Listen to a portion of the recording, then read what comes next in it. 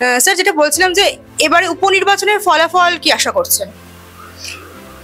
যদি যথাযথ উপনির্বাচন হতো, নিরপেক্ষভাবে উপনির্বাচন হতো, তাহলে নিঃসন্দেহে তৃণমূল 6টা আসনেই উৎখাত হয়ে যেত। কারণ যে পরিমাণ দুর্নীতি তৃণমূল এই রাজ্যে করেছে সেটা অবিশ্বাস্য, ভাবা যায় না। আমার কাছে একটা লিস্ট আছে, সেই লিস্টটা এত লম্বা যে আমি স্মৃতি থেকে বলতে পারি না, সেই জন্য আমি এটা নোট করে রেখেছি।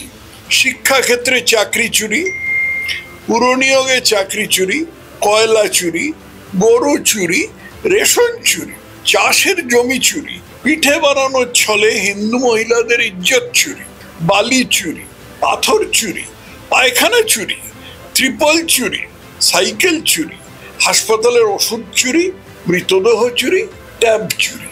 এই এত রকমের দুর্নীতি যে রাজ্যে পরিব্যাপ্ত, এবং যে রাজ্যের বর্তমান মুখ্যমন্ত্রীকে একসময় সততার প্রতিমূর্তি বলে তার অনুচররা জাঁক করত, সে রাজ্যে একটা নির্বাচনও কি করে এই সরকার জিততে পারে, কিভাবে তাদের জামানত বাঁচতে পারে, এটাই বোঝা মুশকিল।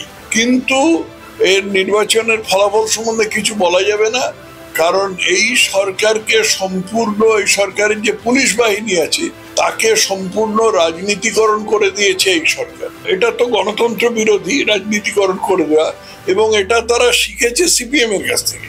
সিপিএম যে 34 বছর শাসন করেছিল, এই 34 বছর ধরে সিপিএম যেভাবে চালিয়েছে তার একটা অঙ্গ ছিল পুলিশ এবং প্রশাসনের রাজনীতিকরণ।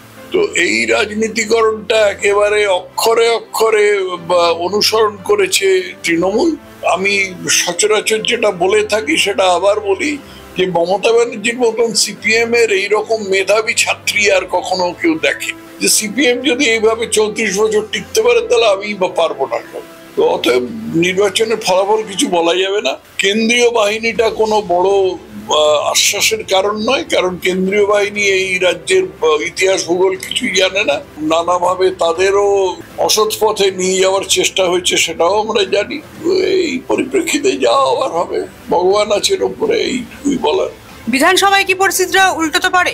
বিধানসভায় পরিস্থিতি 6টা আসনে কি উল্টো? উপনির্বাচনে 6টা আসনে এদিকেই যাক বা ওদিকেই যাক, তাতে কি উল্টো? কিন্তু বিধানসভায় এখন যে শুভেন্দু অধিকারীর নেতৃত্বে যেভাবে বিধানসভায় এই বিরোধী দল বিজেপি যেভাবে সরকারকে বেগ দিচ্ছে, সেটা যথেষ্ট আশাপ্রদ। আগামী দিনে দেখতে হবে কি হয়। এই 6টার জন্য কিছু এসে যাবে না।